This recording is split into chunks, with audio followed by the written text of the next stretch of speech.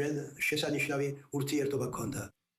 ჩვენ ერთად ბევრ გარიგებაზე ვიმუშავეთ. ძალიან მიხარია, რომ ყველაფერი ხელმოწერილია, გარიგება სრულად გაფორმებულია. სრუტე უკვე ნაწილობრივ გახსნილია, როგორც ისიც ისინი უკვე ეძებენ რამდენიმე ნაუნს, რომლებიც უკვე იპოვეს. მაგრამ ფაქტობრივად გემები უკვე ისხებენ გასვლას, პარასკევს კი სრუტე სრულად გაიხსნება. ჩვენ ირანთან ძალიან კარგი ურთიერთობა გქონდა, ეხლა სხვა ლიდერები არიან. როგორც იცით, პირველი ჯგუფი წავიდა, მეორე ჯგუფიც წავიდა და მესამე ჯგუფი ძალიან ჭკვიანი, ძლიერი, ძალიან ჭკვიანი აღმოჩნდა. მაგრამ საბოლოოდ შეთანხმებას მივარციეთ. სუდად ვიგრძენი თავი, რომ 2 ღამე ისევ შეტევაზე გადასვლა მოგვიწია. და ვფიქრობდი, რომ მესამე ღამეც იქნებოდა, მაგრამ მანამდე შეთანხმებას მივახციეთ.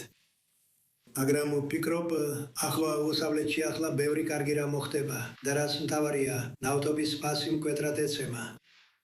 და საპონდო ბირჟა დღეს რაკეტასავით მადლა იწერს რეკორდული მაჩვენებლებით. და ნავთობმა ყველაზე დიდი ვარდნა განიცადა. და ეხლა დაბალ მაჩვენებლებზე ვართ.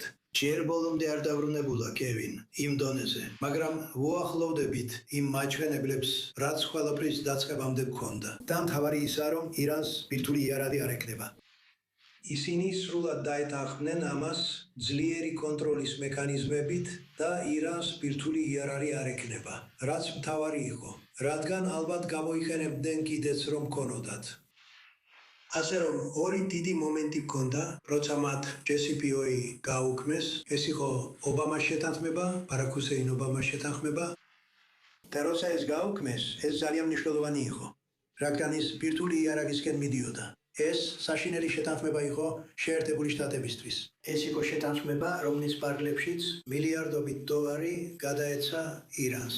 ეს იყო შეთანხმება, რომლის მიხედვითაც 1,7 მილიარდი დოლარი ნაღდი ფულით ჩატვირთეს Boeing 747-ზე. ხომასეა. მაგრამ ის ჩატვირთეს დიდ ლამას Boeing 747-ზე. მართალი გითხრათ, მათ Boeing 747 სჭირდებოდათ, რადგან ეს ძალიან ბევრი ნაღდი ფული იყო. 1,7 მილიარდი ბანკებიდან გამოიტანეს და ირანს გადასცეს. და ამას გარდა 10 მილიარდი დოლარი აიხარჯა. ასე რომ მათ სადეს გარიგებისთვის ქთამის მიცემა, მაგრამ ეს არ გამოვიდა. ეს არასდროს მუშაობს. და ჩვენ შესანიშნავად გავართვით თავი. და იმედია ეს კარგი ურთიერთობა იქნება და ჩვენ კარგად შევეცხოვით ერთმანეთს. და თუ არ გამოვა, დავბრუნდებით იქ, საიდანაც დავიწყეთ, მაგრამ არ ფიქრობ, რომ ეს საჭირო იქნება. ირანთან დადებული შეთანხმება დიდ წარმატებას მოუტანს მსოფლიოს, რადგან იქ ნავთობის საკითხი საკმაოდ გართულებული იყო გარკვეული განმავლობაში. ის ზოგჯერ მირეკავდა და მეუბნებოდა, მოდი გთხოვ, მოდით ნავთობის ფასებზე ვისაუბროთ, მაგრამ ნავთობის ფასი ძალიან იგრებს, ასე რომ ჩემთვის ეს დიდი პატივია. მინდა მადლობა გადაგეხადო დახმარებისთვის. ისი ყოველთვის ვეხმარებოდი. მარკ, ახლახან მოისმინე, როგორ განაცხადა აშშ-ის პრეზიდენტმა, რომ მას კარგი ურთიერთობა აქვს ირანის ახალ ლიდერებთან. რას ნიშნავს ეს მომენტი მომავალში? რა შესაძლებლობები იხსნება ეხლა ვაშინგტონსა და რეჟიმს შორის? არ ფიქრობ, თაფლობის თვე იქნება. რაც რეალურად მოხდა, ეს არის დროებითი შეთანხმება სრუტეების გასახსნელად და ნამდვილი მოლაპარაკებები ეხლა იწყება. და 60 დღეში ამერიკელების ხედვით ირანელებმა უნდა გააკეთონ სერიოზული დათმობები არსებით საკითხებზე, კონკრეტულად და მხოლოდ ბირთვულ პრობლემაზე. და აქ ფიქრობ, ბევრი ისრაელელი და ალბათ ბევრი ამერიკელიც სკეპტიკურადაა განწყობილი. ნამდვილად გააკეთებენ თუ არა ირანელები ამ დათმობებს, ასე ვთქვათ, მოხკიდებენ თუ არა საქმეს ხელს. და როგორც ეხლახან პრეზიდენტისგან მოვისმინეთ, თუ არ იქნება ისეთი რამ, რაც შეთანხმებას გაამუშავებს, ანუ ირანელები არ იქნებიან სერიოზულად განწყობილნი დათმობებზე, ის ამბობს, რომ მზადაა ომში დაბრუნდეს. ეხლა ბევრი ისრაელელი ცინიკურადაა განწყობილი. ისინი ამბობენ, რომ შესაძლოა შეთანხმების შანსი მაშინ იყო, როცა ამერიკული სამხედრო ძალა იქ იყო, რომ ირანელებისთვის ძიმე დარტყმა მიეყენებინა. იქნებ მაშინ აიძულებდა დათმობებზე წასვლა. თუ ეს სამხედრო საფრთხე რეალურად მოიხსნება, თუ ნახავთ, რომ ამერიკული ძალები რეგიონს სტოვებენ, ექნებათ ირანელებს რაიმე мотиваცია, რომ ითანამშრომლონ და რეალურად დათმობებზე წავიდნენ ბირთვულ პროგრამასთან დაკავშირებით. პასუხი ამაზე ჯერ უცნობია.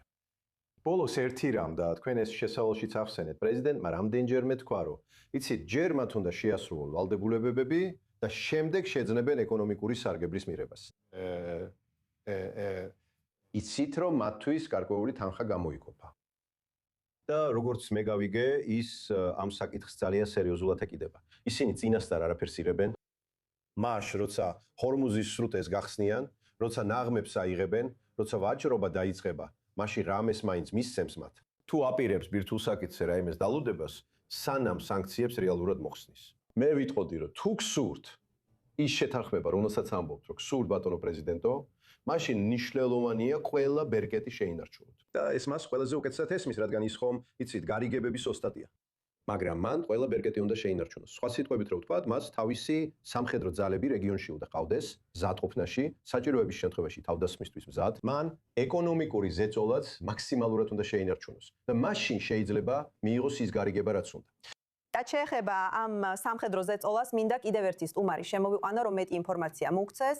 ჩვენთან ერთად არის One Hibi, American Defense International Incorporated-ის თავმჯდომარე და აშშ-ს არმიის ყოფილი მოადგილე მდივნის თანაშემწე. One, თქვენი აზრით, რა სამხედრო ზეწოლა უნდა შეინარჩუნოს შეერთებულმა შტატებმა ამ მოლაპარაკებების დროს? რეალურად რა შეიძლება დატოვოს რეგიონმა და რა უნდა დარჩეს, რათა ირანი დარჩეს ამ გზაზე და გააგრძელოს ეს მოლაპარაკებები? დიახ, შესანიშნავი კითხვაა. სხვათა შორის, ვფიქრობ ლუქსემბურგის ვიცე-პრემიერმა ქსავიე ბეკელემ ყველაზე კარგად თქვა: პარასკევამდე ჯერ კიდევ ბევრი დროა. იცით, მონი პრეზიდენტმა რეიგენმა გახადა ცნობილი ძველი რუსული გამონათქვამი ენდე, მაგრამ გადაამოწმე. და ნახეთ, ჩვენ ვიცით, ვისთან გვაქვს საქმე. ჩვენ ვიცით, რომ ამ რეჟიმს ვერ ვენდობით, ესე რომ ყველაფერი გადამოწმებასა და ინსპექტირებაზეა დამოკიდებული.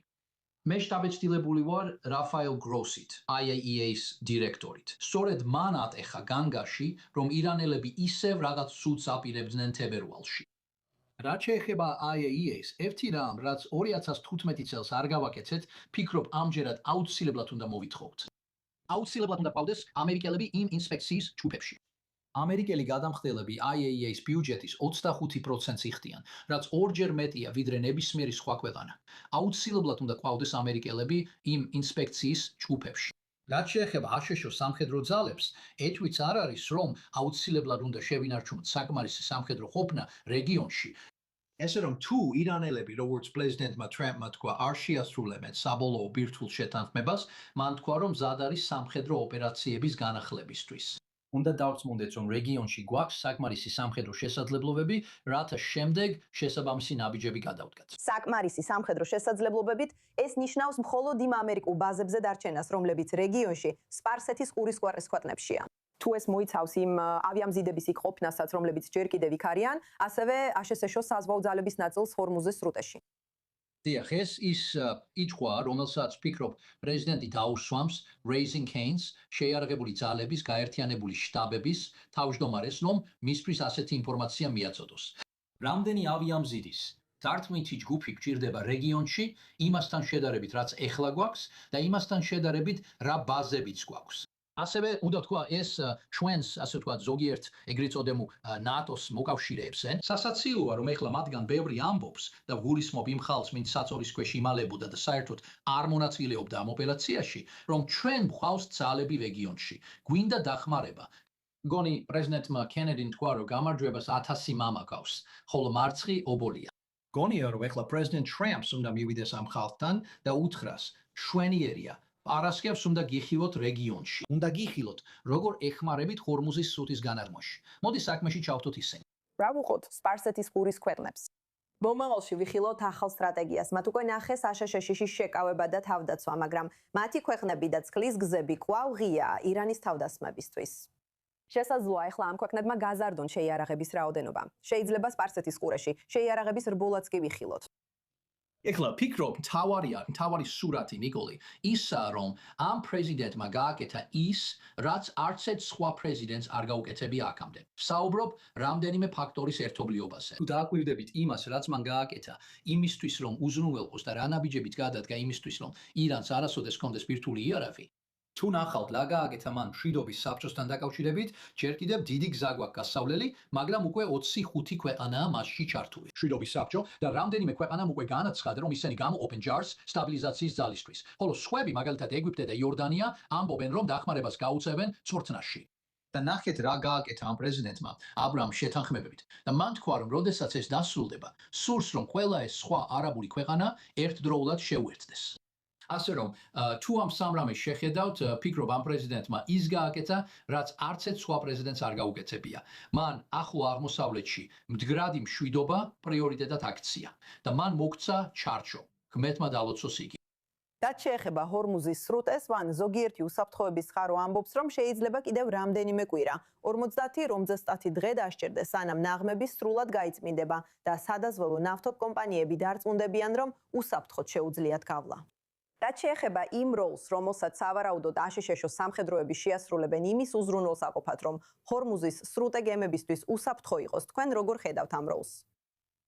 ერთი რამ, რაც გუშინ ღამით გამოიკვეთა პრეზიდენტის ინტერვიუში ამერიკულ ტელევიზიასთან, იყო ის, რომ მან გაამხილა, რადგანაც აქამდე ცნობილი არ იყო, როგორ ეხმარებოდნენ ამერიკული გემები და ჩვენი საზღვაო ძალები რამდენიმე ნავთობტანკერს ჰორმუზის სრუტის გავლაში. ამან დიდი გავლენა მოახდინა ნავთობის ფასებზე, რომ ისინი უფრო მაღალი არ ყოფილიყო ვიდრე ეხლა. მაგრამ ჩვენ გვაქვს ნაღმების გაწმენდის შესაძლებლობა რეგიონში. ჩვენ იქ ნავსაწმენდები გვყავს.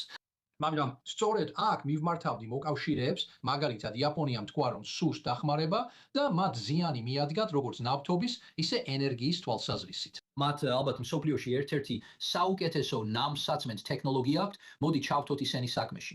საფრანგეთი ამბობს, რომ ეხლა სურს დახმარება. ინგლისი ამბობს, რომ სურს დახმარება.